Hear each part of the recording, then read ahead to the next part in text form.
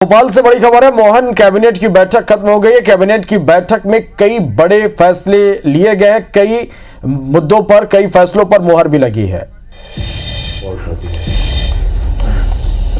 Made in India, make in India, जो प्रधानमंत्री जी का सपना है आत्मनिर्भर भारत, उसके अंतर्गत उन्हें सभी राज्यों से कहा था कि नवीनीकरण ऊर्जा में लगने वाले उपकरण की मैन्युफैक्चरिंग पार्क कौन कौन से राज्य दे सकते हैं। लगभग 8 राज्यों ने प्रयास किए थे कि हम ये सब्सिडी देंगे।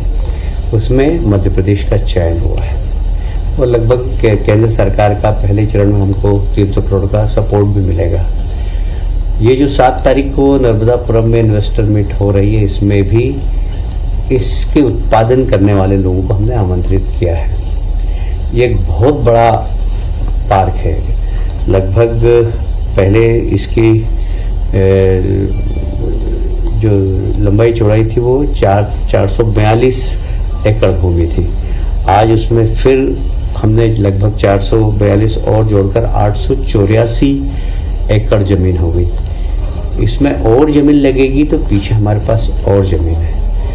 इसमें हजारों करोड़ का इन्वेस्टमेंट होगा और हजारों लोगों को रोजगार मिलेगा। नवीनीकरण ऊर्जा में काम आने वाले संयंत्रों का उत्पादन यहाँ पर होगा और इसलिए पूरा ही टेक्निकल काम है ये, क्योंकि हर कोई नहीं करता है।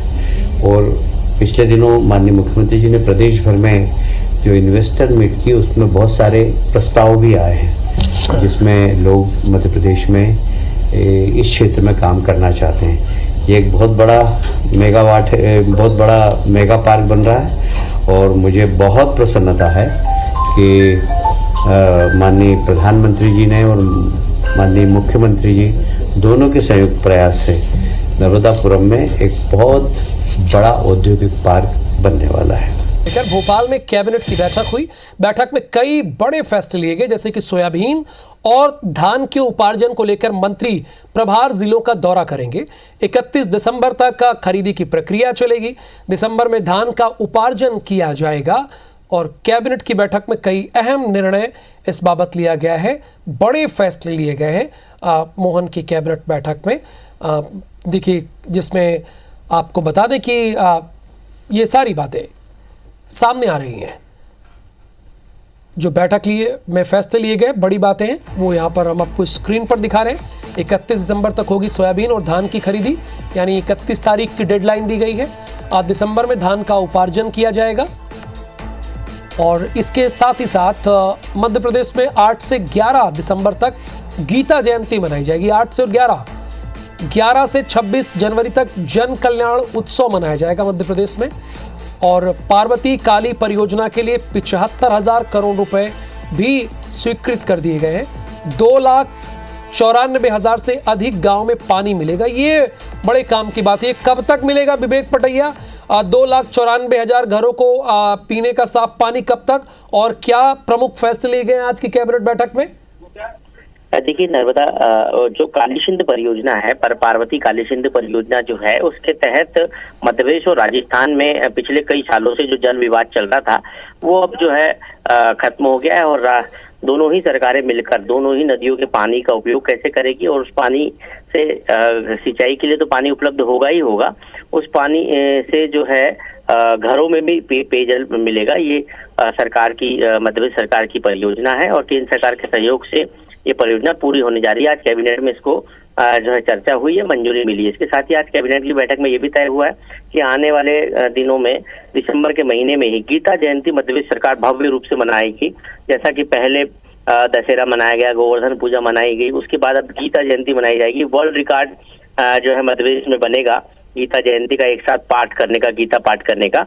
तो ये आज कैबिनेट की बैठक में तय हुआ है। इसके साथ ही नर्मदापुरम में जो इन्वेस्टर समिट होने वाली है, रीजनल समिट, उसके बारे में भी जानकारी कैबिनेट की बैठक में दी गई है।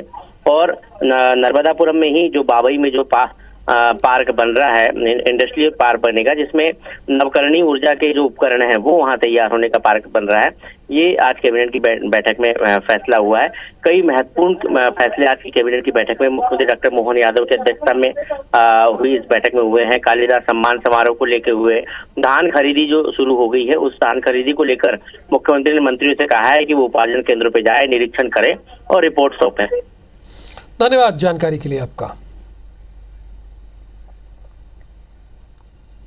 ये जो 7 तारीख को नर्मदापुरम में इन्वेस्टर मीट हो रही है, इसमें नवीनीकरण ऊर्जा में लगने वाले उपकरण की मैन्युफैक्चरिंग करने वाले लोगों को हमने आमंत्रित किया है।